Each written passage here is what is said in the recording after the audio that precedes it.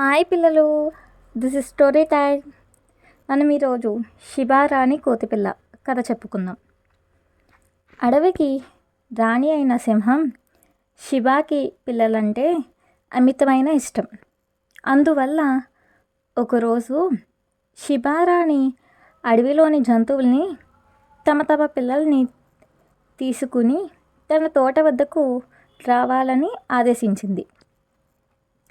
పిల్లలందరికీ బహుమతులు ఇస్తుంది కూడా ప్రకటింపజేసింది. శిబారాణి ఆదేశం ప్రకారం జంతువులన్నీ తమ పిల్లల్ని తీసుకుని శిబారాణి ఇంటి దగ్గరకు వచ్చాయి.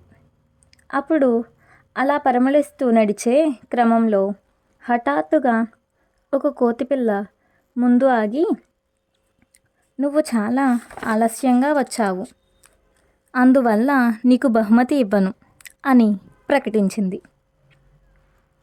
శిబారాణి మాటలు విన్న కోతిపిల్ల తట్టుకోలేక ఏడవడం మొదలుపెట్టింది. దాన్ని తల్లి ఓదార్చడానికి ప్రయత్నించింది. అయినా అది ఏడుపు మానలేదు.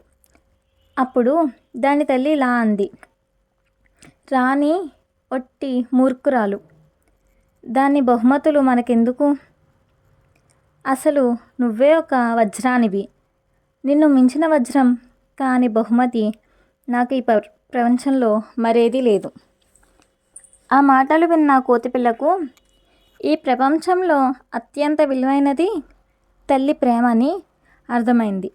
దాంతో ఏడుపు మానేసింది కోతిపిల్ల. Like and subscribe.